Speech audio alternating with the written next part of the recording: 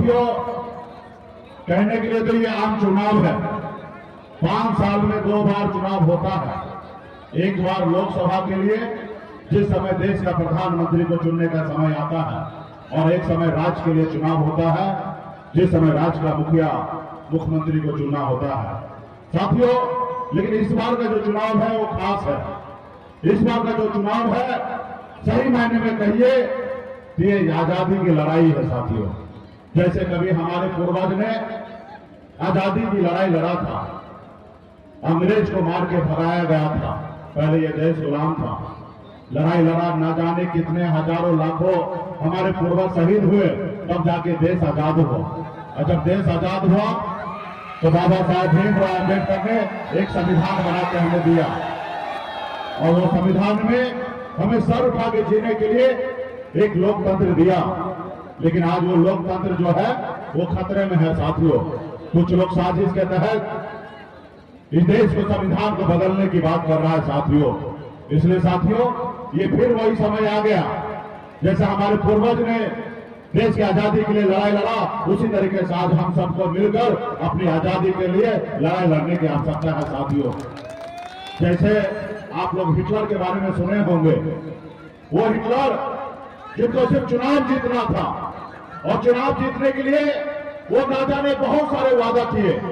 उन दोनों ने वादा किया कि अपने देश में टैक्स फ्री कर देंगे। उन्होंने लोगों को कहा शिक्षा फ्री कर देंगे। उन्होंने कहा देश के लोगों को स्वास्थ्य फ्री कर देंगे। उन्होंने कहा कि आप जहां पे भी जाइएगा ट्रांसपोर्ट फ्री कर देंगे। हर वो वादा जो असंभव था उन्होंने वादा किया, और वादा करने के बाद हिटलर तो कुर्सी प्राप्त हो गया, और जब कुर्सी प्राप्त हो गया तो उनसे देश कंट्रोल नहीं हुआ। बाद में अंत उन्होंने खुद को, अपने आप को गोली मार के शहीद हो गया। उसी तरीके से साथियों, उन्हीं के रास्ते पे चलते हुए, उन्हीं के पैटर्न पे चलते हुए एक नेता 2014 में आए और हमें सपना दिखाए कि हम अच्छे दिन लाएंगे। हमको लगा शायद हमारे लिए अच्छा दिन आ जाएगा। उन्होंने सपना दिखाया कि जो युवा जो खड़ा है इसको हम नौकरी देंगे, हमें आने से 2 करोड़ हर साल युवा को नौकरी देंगे।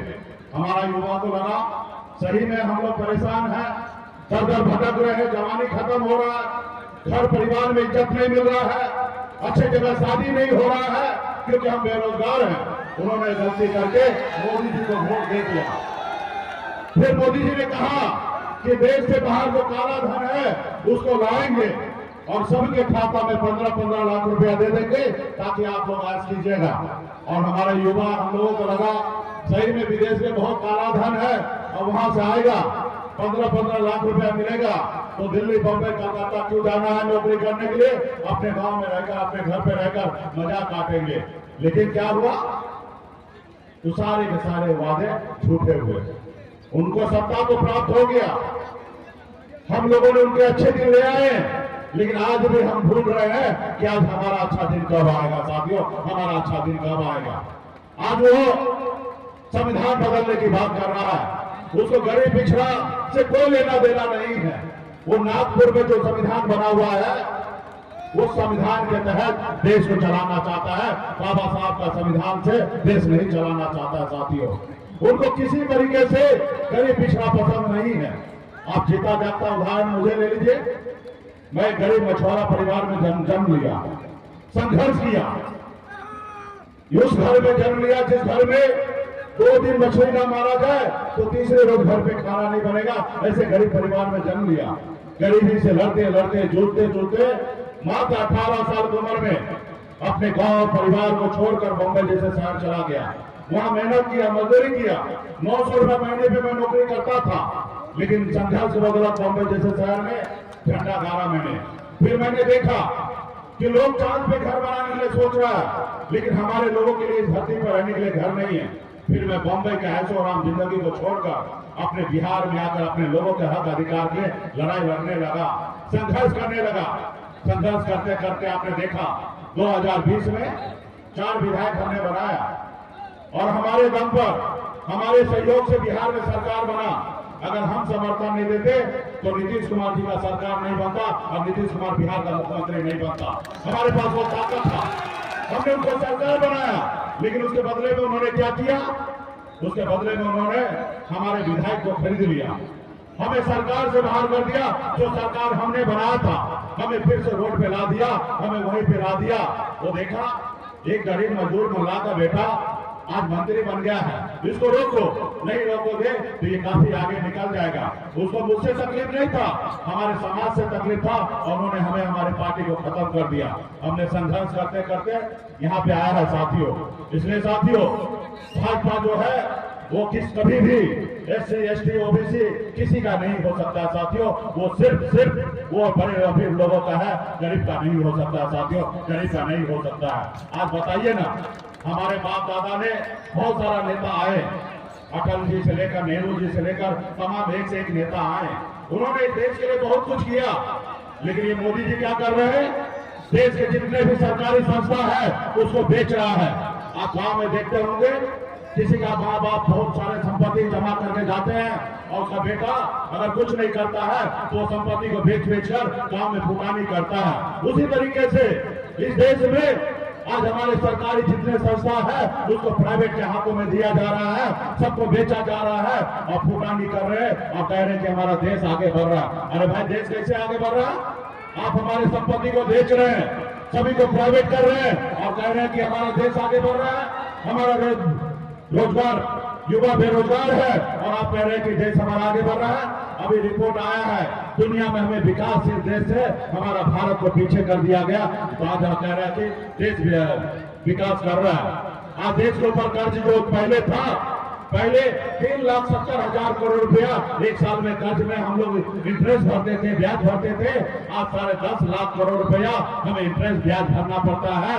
एक महीना में 95,000 करोड़ रुपया इंटरेस्ट भरना पड़ता है। अगर कह दीजिए एक दिन में 3,000 करोड़ रुपया हमें इंटरेस्ट भरना पड़ रहा है। यही पहले 800 करोड़ रुपया था, हमें 4 गुना ज्यादा हमारे देश के ऊपर खर्च कर दिया गया और कह रहा है कि देश आगे बढ़ रहा है। इसलिए साथियों ये देश आगे नहीं बढ़ रहा। आप देखिए किस तरीके से बॉन्ड के जरिए कैसे काम देकर उनसे पैसा लिया गया, हजारों करोड़ रुपया लिया गया।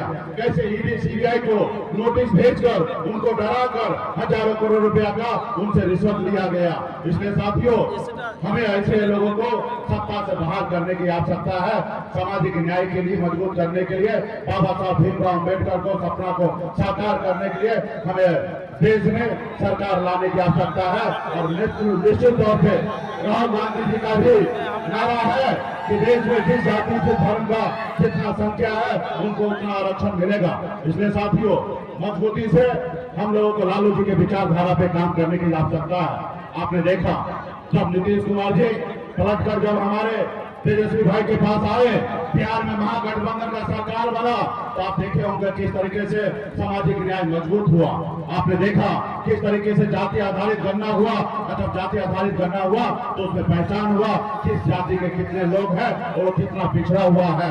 और जब पता चला तो जैसे आपने देखा अति पिछड़ा में SC ST में आरक्षण का कोटा बढ़ाया गया। ये क्यों हुआ? क्योंकि तेजस्वी प्रसाद यादव जी, लालू प्रसाद यादव जी के विचारधारा वाला सरकार था। और आपने देखा लाखों युवा को नौकरी मिला, ये सब लालू जी का देन है साथियों। अगर वो भाजपा का सरकार होता तो ये कभी नहीं होता साथियों, ये कभी नहीं होता। इससे पहले भी वो 17 साल से सरकार में है, लेकिन ऐसा हुआ? ऐसा नहीं हुआ। इसलिए साथियों अभी 24 में ज्यादा से ज्यादा सीट जीतकर दिल्ली में सरकार बनाए और आने वाला समय में निश्चित तौर पे 2025 में जो चुनाव होगा, हम तो नहीं मानते 2025 में होगा, हमको लगता है कि यही साल में चुनाव खत्म होगा और फिर से बिहार विधानसभा का चुनाव होगा और मजबूती से हम लोग सरकार बनाएंगे। और सरकार बना के जो सिलसिला माननीय तेजस्वी प्रसाद यादव जी ने जारी रखा कि युवा को नौकरी देने का, निश्चित तौर पे हम लोग जो सरकार बनाएंगे वो गरीब मजदूर किसान का होगा और युवा को नौकरी मिलने वाला सरकार होगा और उस रास्ते पे हम लोग काम करेंगे। इसलिए साथियों मजबूती से लोग आएंगे, बहकाएंगे, लेकिन उस झांसे में नहीं आना। एक बार 2 बार आप आ चुके हैं, बार बार हमें आने की आवश्यकता नहीं। हम लोग पहचान लिए कि मोदी जी हमारा नहीं है, वो बड़े लोग अडानी अंबानी का है और उससे हम लोगों को दूर होने की आवश्यकता है। तो इसलिए तमाम हमारे युवा साथी सभी से मैं आग्रह करूंगा कि मजबूती से हमारे जो राष्ट्रीय जनता दल का उम्मीदवार है बहन अर्चना कुमारी जी, उसका लालटेन छाप पर 1 नंबर क्रमांक पे मजबूती से बटन दबाकर उसको विजय बनाइए और अपना आपका अधिकार पाइए। बहुत बहुत धन्यवाद सभी साथी को, बहुत बहुत धन्यवाद।